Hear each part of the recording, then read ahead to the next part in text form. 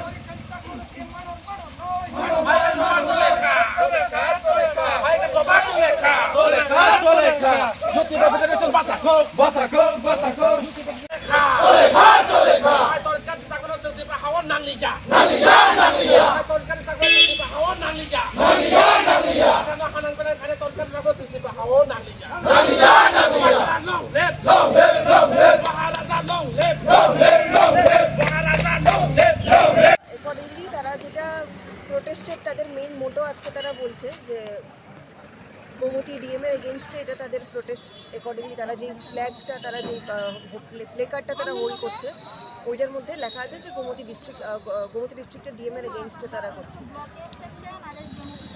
কোন সংগঠনের তরফ থেকে এটা করা হচ্ছে? ওয়াইটিএফ।